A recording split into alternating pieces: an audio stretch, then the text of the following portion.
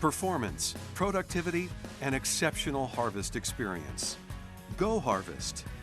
Get the most out of your S-Series combine today. This is part 4 of a 4-part video series that instructs you on the best practices to follow when setting up and initially adjusting your S-Series combine to harvest corn. This video covers the key adjustments to the cleaning, grain handling, and residue management areas for optimum grain quality results. Before beginning any procedure, follow safety instructions and understand all safety decals according to the operator manual. Always use seat belts when operating the machine or riding as an observer. If you are parking and leaving the machine, move the multifunction lever to the neutral position, disengage the harvesting unit and separator, and shut off the machine. Apply parking brake, remove the key, and lock the operator's cab. Before adjusting the cleaning system, verify that the following configurations and settings are correct. Check if the chaffer and sieve is a deep tooth configuration to obtain the highest cleaning and grain capturing capacity in corn. And set the rear of the dual zone chaffer to 5 mm for level terrain or 10 mm for rolling terrain to help reduce the potential of heavy tailings return. Check that the cob deflector lever on the right-hand side of the combine is placed in the corn position. Now let's look at the cleaning system as seen from the rear of the combine. Slow motion slows the action to see how it works in the field. As grain flows from the conveyor augers to the front chaffer, the cleaning fan directs a blast of high-velocity air up through the front chaffer to start the cleaning process. You can see how the high-velocity air gets any chaff and husks suspended, and allow the corn kernels to filter through the fixed front chaffer louvers.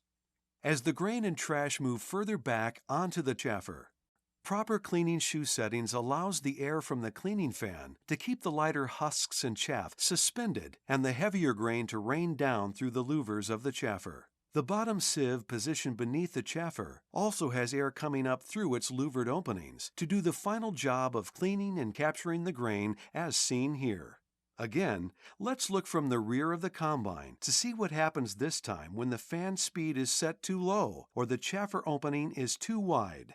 Notice the material is not very suspended and how some of the kernels are starting to ride out the back of the combine along with the heavy chaff. A sure sign that this is happening can be seen in the grain tank, where you will find lots of pieces of stalks and cob. And you will also see heavy tailings in the return elevator because the chaffer is open so wide, the grain and trash overloads the sieve. Now, here is a good example of what it looks like when the fan speed is set too high or the chaffer is set too tight. It can result in the air velocity so great that it blows both the chaff and the grain back out of the combine. It is common for operators to try and keep cob out of the grain tank by using a tight sieve setting.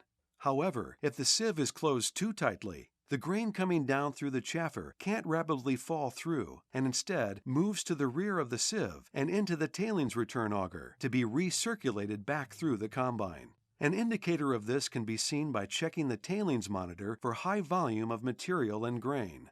It is important to remember that the active tailings return on the S680 and S690 directs all its materials back to the cleaning system.